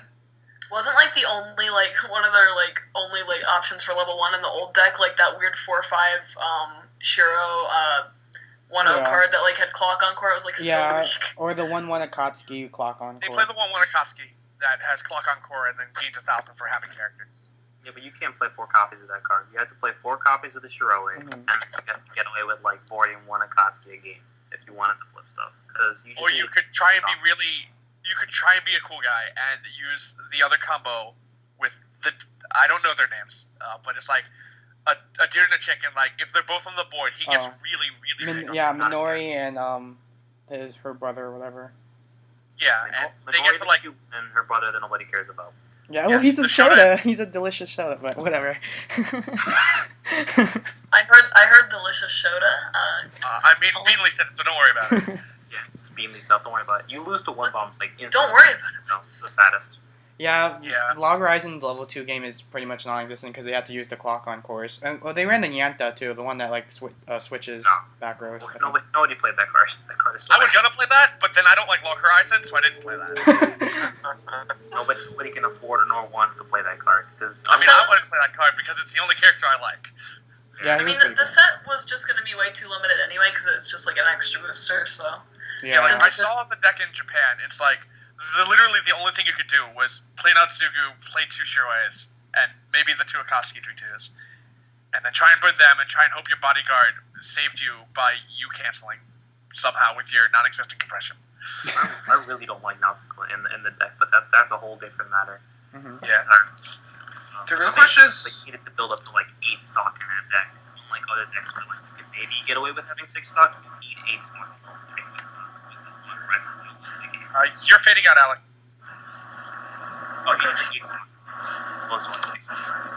Oh boy. Who is it? Oh no. Oh dear. Who's in the wind tunnel? it's taking over. I didn't know he walked into Inuyasha. Jeez. No, with disinfects. It's not even him, it's something else. Alright, it's gone now. Okay. No, it's not. It's still there. No, it's not. It's still What? there. Kind of there. But it's not too loud. We can talk over it now. It's not impeding as badly. It'll only grow stronger again. So, should we move on to Idolmaster? Yeah, on to Idol Masters. So, I've been keeping a good track on that because I saw, I helped one of my locals build a good Idolmaster deck, relatively speaking. Oh, Dodai? No. Dodai. Fuck. Relative to Dodai, this deck is good. Using the 1-0 Haruka, I1 combo, and the 3-2 Haruka, where you need all the stock in the world and the exact cards, and then you can burn 1 on attack 3 times. So when I saw these new cards coming out, I didn't get excited until the 3-2 Yayoi got revealed, which was literally the last card. Because the early drop from the original meta deck for Idolmaster was Talking to the Ancient Capital, which she's 3/2 10k blue, she heals on play, and her requirement to early drop is you have 1 copy of her in your level zone. The downside to this card is that when you play her and you're not level 3, you have to discard a card if she dies. So yes, but unlike other decks where you can just early drop healers, you can't do that in this deck because you'll lose your whole hand. So it actually it doesn't sound that bad on paper.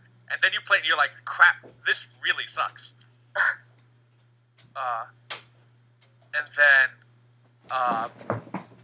So the IOE helped with that a lot, honestly. And then there's other just basic good cards. So I once has a flaw for multiple reasons. One, it's on attack, pay 1 to salvage. So it's salvaged during the attack phase. You're paying for it. And the card is a 4K base. Haruka? And That I want Haruka, yeah. Yeah, she's a 4K base. Granted, when she uses a combo, she rests your opponent's character. So if they have back row, she gains power because she gains 15 when something rests. Mm-hmm. But if your opponent either brainstorms their back row last turn or just doesn't have them, then she's really, really weak. Yeah. The 2/1 Chihaya is, in my opinion, a much better choice because you're already playing blue for the 3/1 healing event, and the 1/0 clock on core. So blue's already a strong color, and now you get to play another plus and trigger, which the 2/1 Chihaya come under the book, and then all of Chihaya's cards they make you discard characters, and when you do, she gets a bunch of power. So in her case, she's 7,500 base. When you play the climax, you can discard a card to search 2 characters from the deck, and then when you discard a character once per turn, she gains 500 times the number of music characters you control. So she goes to 11k on attack when you use the combo. And the hardest part about ending the game in Idolmaster is you did one of two things. You either play the clock kick Iori, which requires that you have the 0 Iori in hand, the specific one, in order to clock kick, or you had the 3/2 Haruka, who, when you play the gate climax, requires that you pay 4 stock and discard the exact 1/1 Haruka from your hand, and all your front row characters can burn 1 on attack. Yeah, burn. So Chihaya helps with that a lot because the 3/2 Harukas already check X on play, so getting the climax is honestly the easy part. Oh yeah, super easy. So those 2 cards alone made the deck really good, and then they have a stock shooting anti-change counter, a 1/0 2K counter, and then a 1/0 6,500 Takane, so that's more blue at level 1, which is kind of what they want. And the rest of the cards were like, I feel like, they had to give support to all the characters. And on their own, they're not like too bad, but they don't really work with the rest of the cards. So my prime example is the 1/0 Ritsuko, who I like Ritsuko, so I was trying to make this work and I couldn't do it. She combines with a gold bar. She is on attack, stock a music character from your waiting room, and she gains 3k. So she gets pretty big on attack, but it's really situational because every time I did it, I had 1 card in deck. So I would stock 1 and then reshuffle and be like, well, what do I do now? And then there's a bunch of other 3/2s that are either kind of bad effects or just they're really hard to use, such as 3/2 Mami. She's 3/2 10k on play Clash, and then on play you can send the level 0 Mami that combines with Dodai to your waiting room to give someone a Clash again. So, in theory, with a perfect Christmas land, you can have Clash 7 on the board, but it'll never happen, and it's completely not worth it. But those are my thoughts. It really helped the meta deck, and it didn't really help anything else. Good. Just kind of the point, I feel. Yeah, that's for the Yoda running around. They have a few cards. Index did it too. Obviously, most of the Index support was the blue stuff and the Toma.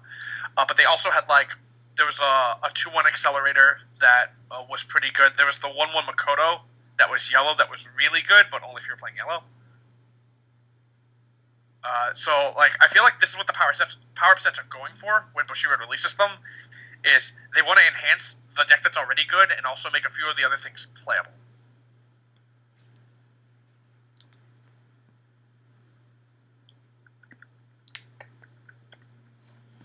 So we still don't know when it's going to be released, right? Idolmasters? No, it has a release date. Let me check Heart of the Cards real quick. I believe it's the 28th. But the power-up sets will be released the 29th this month. Both the blue and the red set, which they have the green and the yellow cards mixed in. Especially for me, since the red Yayoi comes in the red set and blue Chihaya comes in the blue set, I have to buy one of each. The good thing is, though, that each set comes with 4 of each of the cards, and one of them's foil. In addition to getting your sleeves, the deck box, and the storage box, which is the same size as the Shiyoko one. So, and I believe the MSRP is $60 or around there. So it's honestly, I think it's a pretty good deal for what you're getting. As a majority of the cards are really good. And if you just like Idolmaster, they're really pretty. Yeah. And you get a bunch of Idolmaster swag. That's where it counts. Exactly, Waifu Wars after all. Makoto for life. Yeah. All right, so we'll go on to the next question. and this is going to be our controversial question for today's episode, is were you guys satisfied with the quote-unquote recent ban list? Okay, so I'm going to give my joke No, answer first. Akinari Kamiki needs to come back to 4. But we know that'll never happen. I want my changing clothes shining force card back. I think that's the stupidest reason to ban a card. As if you aren't aware, they banned it for slow play. Mhm.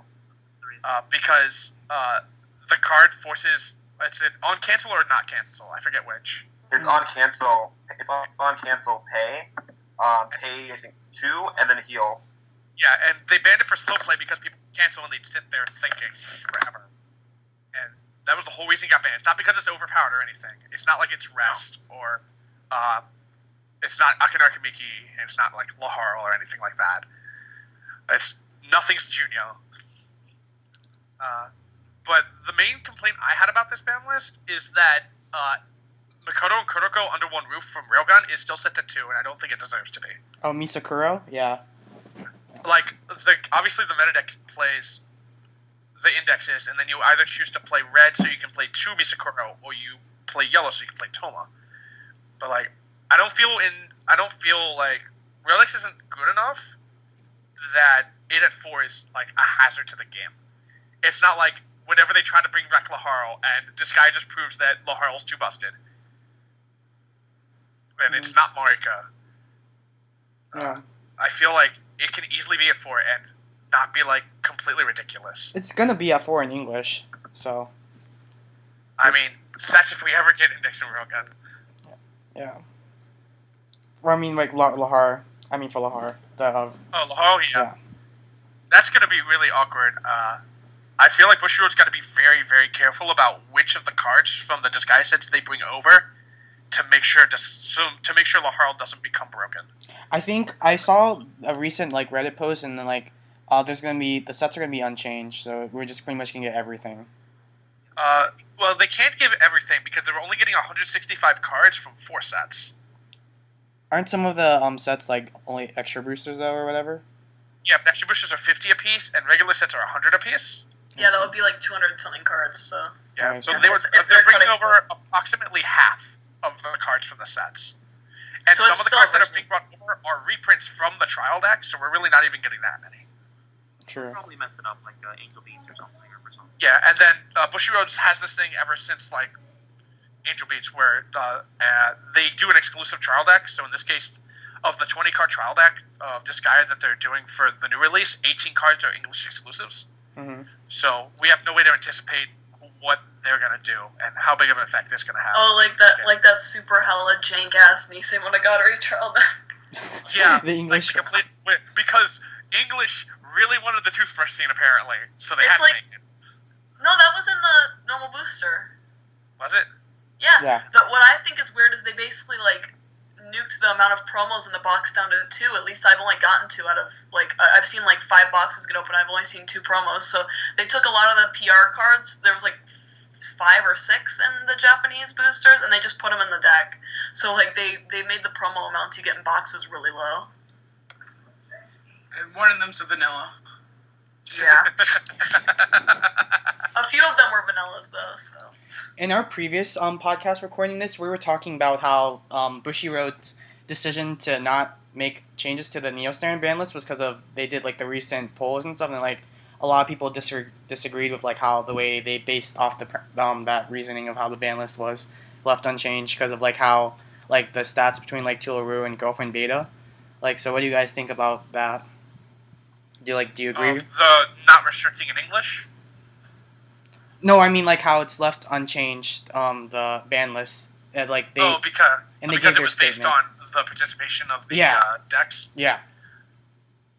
I mean, if that was their validation, then I don't see why they're keeping the restriction on Kantai Nisekoi because they weren't really high on the list. Exactly. Yeah.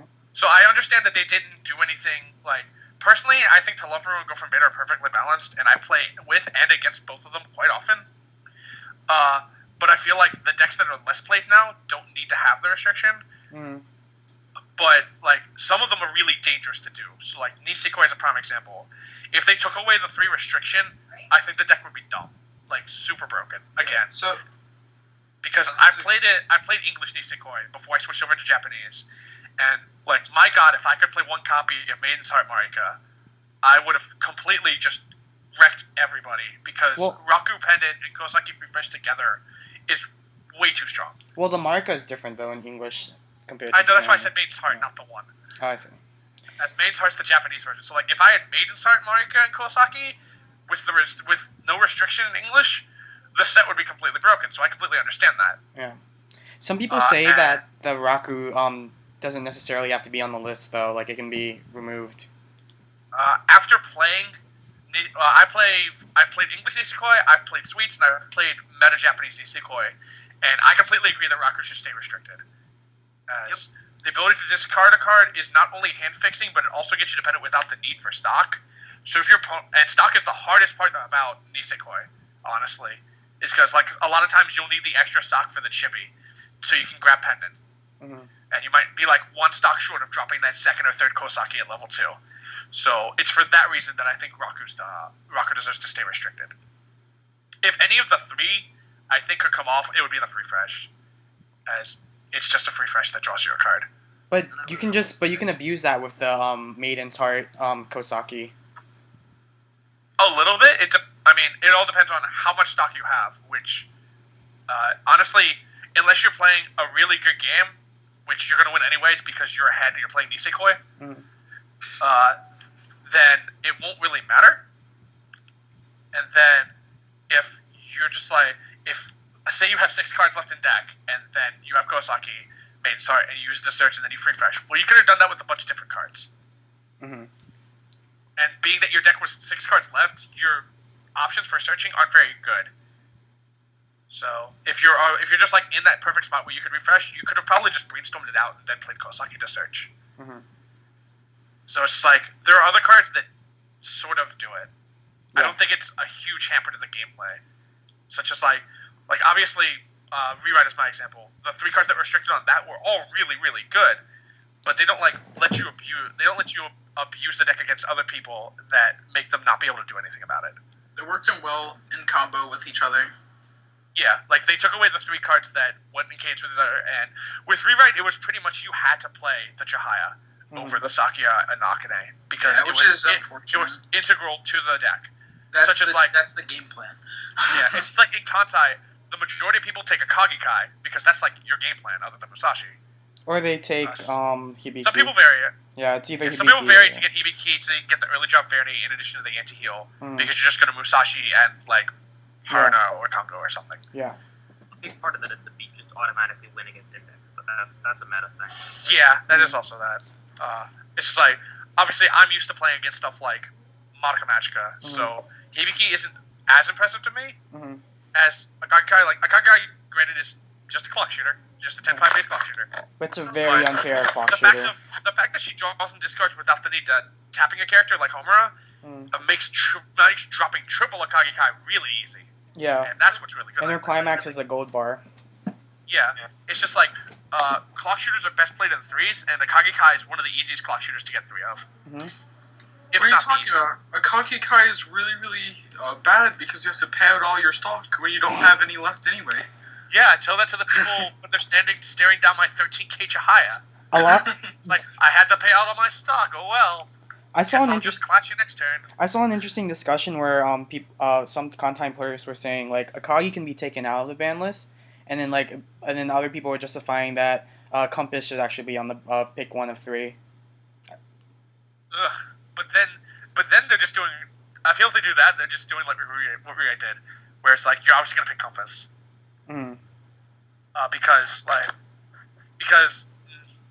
barring like jank people winning tournaments because it's a best of 1 format, your money counters are played in every deck that has them except for Dog Days because their money counter is bad. What is the Doge Days money counter? Okay, so Dog Days money counter, it's a 1/1 whose only cost is that you discard a copy from hand.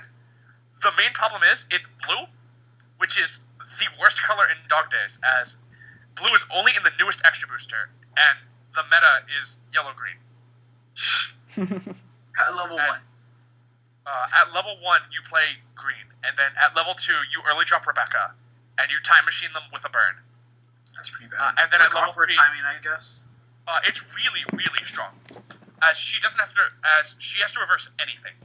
It doesn't have a specific level requirement. It doesn't have a specific power requirement, and she gives 4K on attack. And then she comes back at plus 35 because it's literally time machine.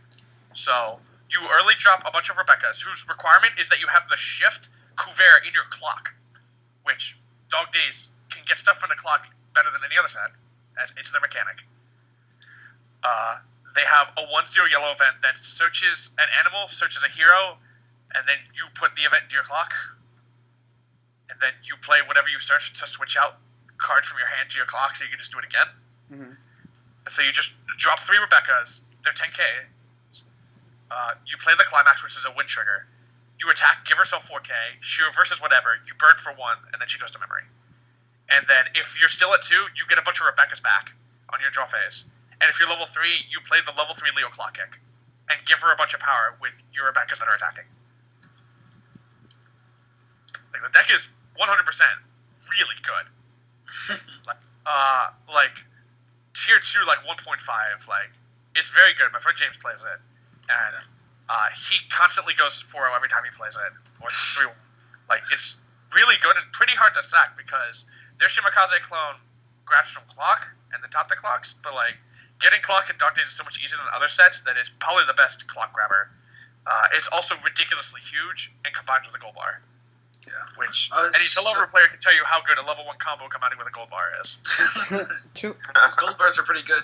So is gone when everyone talked about their general thoughts about the ban list. So what's like the general consensus here? Well, in the previous podcast that we had, I think Alex was pointing out that if Tularu did have a restriction, like people were giving out like different ideas, like how the restriction would be, because there were a lot of interesting suggestions, like when I was reading about if Tularu were ever restricted. I guess you could like choose like either the anti-salvage or the anti-damage. I personally think that it shouldn't be restricted just because that Tularu is a really recent set. Well, more than that, like, so the way I look at it is, if you look at the impact that the sets that are restricted had on the game, they're massive, with the exception of Shining Force. Mm-hmm. So like, Little Busters, Haruhi, Persona, Raildex, all these cards were banned or limited or restricted to a choice because when they were played, it was like clearly better than the other decks in the meta. So when Nisekoi first came out, it was literally top 16, all 16 were playing Nisekoi because you could play 4 Marikas. So like it was the only set to ever get emergency ban, and the guy who made the set got fired from Bushy Road. Oh shit! Really? Yes, the guy who made Nisekoi, like, made the card effects for the set, like, I guess the guy who was, like, in charge of the whole operation, Marika's like his waifu, so he made her ridiculously powerful, and when the set got released, the amount, like, it was retarded, because, like, it got spoiled, the market got spoiled, and everybody's, like, getting cases of Nisekoi, because you need to play for that card, because if you do, you win. Because, like, it's a re-standard that burns one on attack, like, I mean... I can't believe that that's actually the truth behind that. That's pretty funny, actually. Yeah, like if you look at I don't know if anyone played when Nisekoi first came out, but like it was stupid. As like if you drop 3 Marikas, you're like burning 6 100% plus your attacks. Damn. Without a climax. Is it pay 2 discard 3 or pay 3 yeah, discard 2? But you can like you can plus a bunch of cards for no reason in Nisekoi pretty easily. Like 2 Marikas was the average. And even that is 4 burns, 5 attacks. You're dead. You're dead. Yeah, But 1 Marika, like, people who play now can attest, 1 Marika and 2 vanilla level 3s can set you from, like, 2-2 to dead. Yep. So would you Pretty say that easily. Marika at 4 is definitely better than the 3 Yamis on board that current TLR has? Yes. 100%. Well, I think Yami's still better because it's hexproof. Because Marika still Yeah. gets to come to money counters and compass and stuff like that. No, there's a big difference though, and like I've said this a lot of times, is that and I actually use this exact train of thought to beat my own deck in the last tournament. The difference between Marika and Yami is that Yami is very specifically designed to do about 5 to 6 damage to you, Morrigan can deal like 14 damage to you in a turn. And you just how that works. He's not exaggerating. It literally is 14 That's damage. literally how that works. And so the difference between letting your opponent actually play level 3s and just killing them before they even do anything relevant is just so big that the hexproof doesn't even matter at that point. Yeah. And in addition to this, which is something else Alex brought up in the game, is Yami's a one-shot. So if you do the combo, if you play Triple Yami, you play Con Time, and your opponent doesn't die, you probably, if you don't die, don't have him play the following turn. Yeah. Unless your hand's really good and you had, like, the back row 1-1 still, and you can hand Encore, and then you somehow get another turn time or something. Unless your Yami survived. Yeah, but for the most part, once you did the Triple Yami, you're done. And Nisekoi, Marika's not that way. As you can do the thing with Marika, you can back up over it on their turn, and then you can just burn one again with no requirement. It's just, you have 2 penance in memory, you're burning 1. You have 2 or more other key characters, you can restand. So, what month was Nisekoi? I know it was like last year, right? Or was it was last, I think it might have been like, it was last year sometime. I don't remember exactly when. Like earlier in the year, I think. But my whole point behind what I brought this up was the impact that it had on the game was massive. Where literally 100% of the people were playing Nisekoi. Kantai was the same way. When Hatsukaze, Hibiki, Akagi Kai, Musashi, all of these were like the first time these effects had existed. When these got revealed, people flipped on them. And Junyo. Junyo is the worst. Yeah, Junyo is the worst. Yeah, but like the meta was like, when like Nisekoi came out, and then they did the emergency ban on Nisekoi, and then like a few other decks like Rewrite stuff managed to get out, and then Kantai came out, and the meta was like 15 Kantai, 1 Nisekoi in top 16. So it's like, I feel it's like when it's like that is when they choose to ban this kind of stuff, because most of the restricted cards are pretty old. Like Little Buster's Rest is from Weiss 6. Akinari Kamiki is from Schwarz 1. And then the others aren't necessarily that old. The only like newer one is Shichan. Yeah. Most of the other restricted cards that are Kantai are pretty old. Well, that action mask card, that's a promo card, isn't it? It's not even like a set card. Action Bastard, yeah. Didn't it come out of like a manga or something? Yeah, it came out like in something that was really hard to obtain. Yeah, so Televeru and like Girlfriend Beta don't have that huge impact on the meta where everybody in top is playing it. There's always a good variation of stuff, which is why I feel they don't deserve to be restricted. Yeah, the metagame's pretty healthy right now, considering.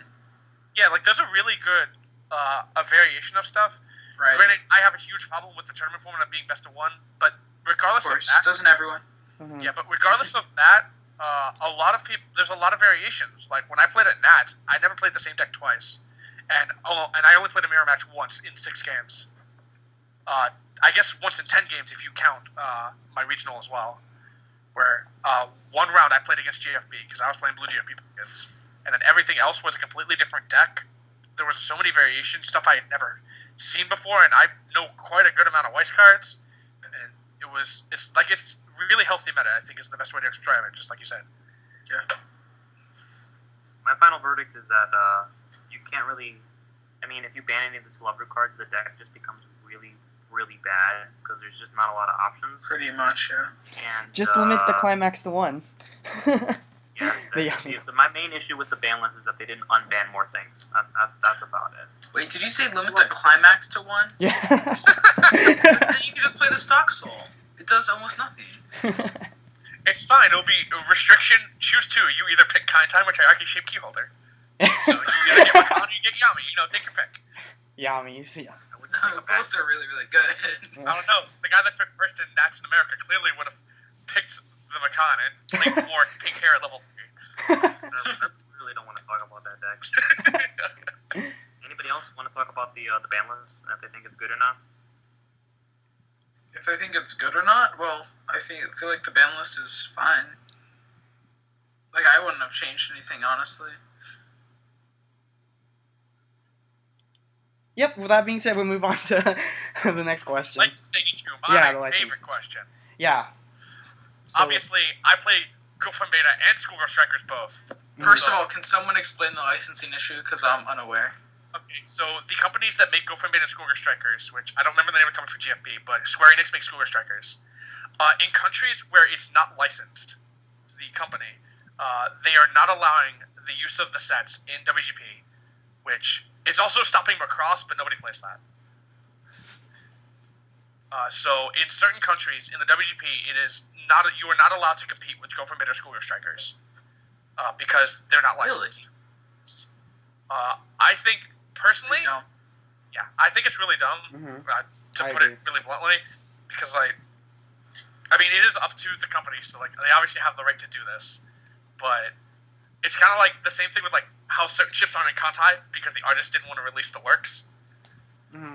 It's it just cuts down the options, and the cool thing about Weiss is that you have so many options too, especially now.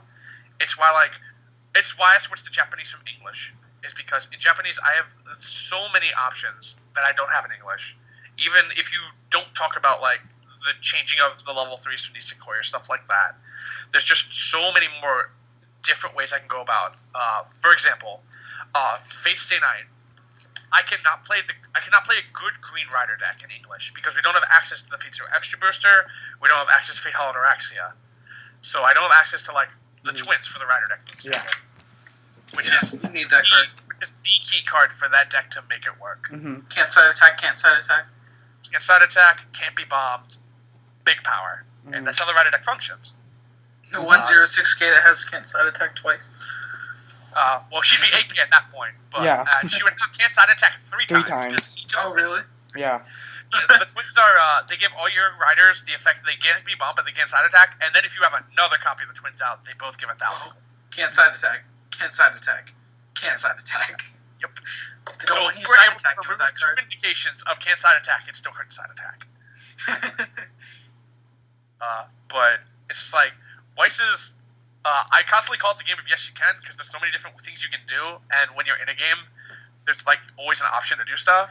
So I feel like cutting down options, unless it's absolutely necessary, like the restriction list, is dumb, for lack of better terms. Mm-hmm. Yeah, well, I guess it is absolutely necessary because of the licensing, legal shit. Yeah, it's just I dislike it. That's all I can say. Not that there's anything Bushiroad can do about it. Bummer. Yeah. So do they ever get fixed, these type of issues, or no? I mean, this is the first time it's come up. And granted, say for example, Square Enix isn't licensed in Malaysia, and you wanted to make GFB, and you won Malaysia with Nisekoi or something. When you go to Worlds, when you go to Japan, you can play Schoolgirl Strikers to GFB because they're licensed there. Mm-hmm. So it's basically just stopping you at the regional level. And after that, you go somewhere else. So I asked this when I was in foreign before I got banned. How do you ban foreign? Am I allowed to play this in when we have Orlando regionals then, or nah? That depends on what Heart of the Card says. They haven't said anything about it, but Square Enix is licensed in America, so I don't see a reason why not. And obviously, I personally hope they let me play it because I really like Schoolgirl Strikers. But I don't think they'll stop us from playing it. And then if they do, I guess I'll have to play Metakoi or something. He'll have to deal with his 27 other decks. Well, I do have quite a lot of those, and I'm getting more.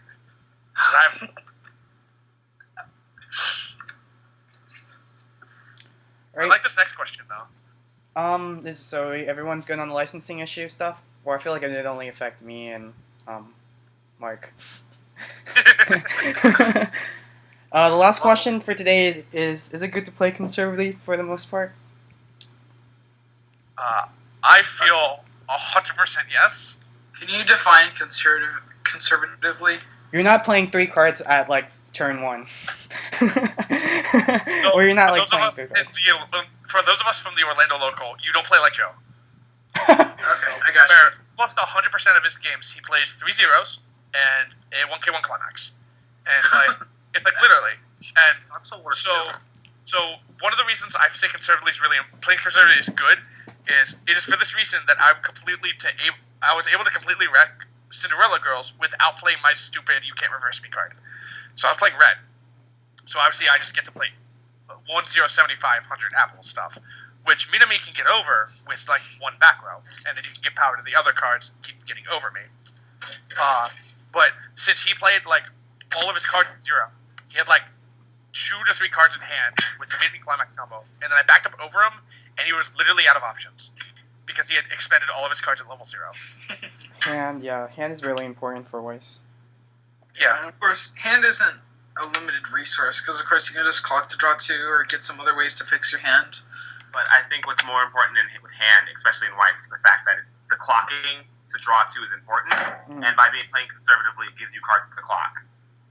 Yeah. Exactly. It's especially important in sets like Monogatari and Schoolgirl Strikers where you have experience or you're really stuck on color restrictions, or like Red Face Day Night has Rid for Victory, which requires 2 specific cards in your level zone to be early dropped. Play, yeah. Puyo requires that 0 and clock. Early play the mini, which is a big deal. Like, and even like colors, that 3 color decks that you need to get all of your colors on point. Yeah. Because like a lot of times you'll be sitting there, you'll have, say you're at level 0 and you're going to 1, and you're playing Monica Magica, so you need blue at 1, and your clock is like all red and green. But you have a big hand, so you have an option of a bunch of blue clock. That's just an example of why having a large hand is important, because you have a multitude of cards. Especially in this meta where you don't want to let your opponent farm off your level 0s and stuff. Yeah, honestly, that's what I attribute to me doing really well in our locals is because a lot of people in our locals just like drop 3 zeros in a 1k1 or something similar. They'll just like completely overextend at 0, and then I'll drop 3 of my Shimakaze clone, I'll plus 3 cards, and then they'll try to do the same thing. And it may or may not work because I may have gotten cards that now stop them. You hit level 1 first, like all the time. Yeah, you want to hit level I tend to 1 play first. decks before Ricky's, so maybe. Yes. But like if I don't, I only have 1 card on board for them to flip. So playing conservatively bonuses me there because they're only going to get 1. Because like the general game plan with Weiss is like, if you play 1-0 and you hit 1 first, you get to throw out a bunch of your stuff and flip their stuff and get cards. And if you play only 1-0 and they get to 1 first, then they have to play stuff to hit you to get you to 1, and then you flip their stuff and you get cards. Well, what if you don't need to flip their stuff and you play Little Busters? Then you can swing over all their level 1s and they ran out of money. It's the same concept. Yeah, I get you. But again, it's for that reason that I prefer the 2k1 over the +2 soul. Yeah, I got you. Plus 2 soul is just like kind of random soul rushing. Yeah, just like what you were saying. if I was to play it, I could maybe play it like 2 and 2, playing 2 2k1, 2 2 soul, or like 1 2 soul and 3 2k1, just like tech the 1. Because it might, like, your opponent might just like be out. Yeah, and that's when 2 souls are good. Yeah. Like it's a really good tempo swing. Or you might just like want to force the cards out of deck because you don't want the early drop, so you're trying to counterplay what they got based on the set you're playing against. So it has its usefulness. I just personally didn't want to play it. Yeah, it's like people have their ups and downs. And of course, it's like 2 colors, so you need to get 1-1 or to even play it. Yeah. So like if you're stuck to 1-0, you don't get to do the ring combo if you're playing 4+2 souls. Yeah, which is really unfortunate. Yeah. So yeah, if you get a hidden damage, yellow, you're like playing Sasami. Yeah. That's it. I mean, if you get a hidden damage and then play like your level 3 finishing, the deck is really, really strong, but you have to rely on hitting the +2 souls in order to have it work. Yeah. Because like if you hit 2 out of the 3, you're set. If they cancel 2, you're okay, but if they cancel a 3, you're basically screwed. You've lost at that point. Yeah. I mean, the basic concept behind +2 souls is I hope it hits, because if it doesn't, I just did nothing. Yeah. I searched for cards, so that's what the card already did with the 2K ones. Exactly. In fact, you got 1 more card off the 2K1. Yeah. Which you're most likely going to discard at the end of your turn anyway, because you have too many cards. Yeah. Alright, with that being said, we're going to conclusion. You guys have any announcements or final thoughts? If you're in Florida, join the group Weiss Schwarz Florida, all caps. Oh. You didn't say it loud enough, sir, because it's in all caps. Yeah. Weiss Schwarz Florida! Yeah, you got to Yeah, join I can't the can't scream right now. But you get the idea, guys. Get ready for that third Kaleidoliner set where they're totally gonna top Kaleidoscope. with some other jank effect. Get ready for that comeback campaign for Lucky Star. I'm still waiting on my comeback campaign for Melty Blitzer. Plus 51 soul. New meta. Can we get a Katana? No. We need a Katana Gatari comeback campaign. Come on. Yes, or Sengoku You're Basara. right. Sengoku Basara. I'm not So I'm waiting for the real Clannad comeback campaign with my Toyo cards. Exactly. Why do people want more key comeback when all the characters are dead? They're not gonna come back. Oh, that was mean. They're not gonna come back. This is not Angel Beast. They're not all dead. Yeah, we know Ki and Bushiroad are tight. Oops, spoiler. Spoiler alert. You're right. Spoiler alert, everybody in Angel Beast is dead. If you didn't watch the first episode, my bad. Spoiler alert, everyone in... Oh, never mind. Yeah, that will not be a spoiler. Technically, everyone in Kantai is dead. What? I mean, They're all not the even different freaking commissions, they're all humans. dead, They're right? boats. They're boat girls. Thank you very much. If you don't feed them ammo, they literally just sit there. Like, come on. They're Alright, machines. I'm gonna end the podcast. Thank you guys. No problem. Bye. Look, slurp like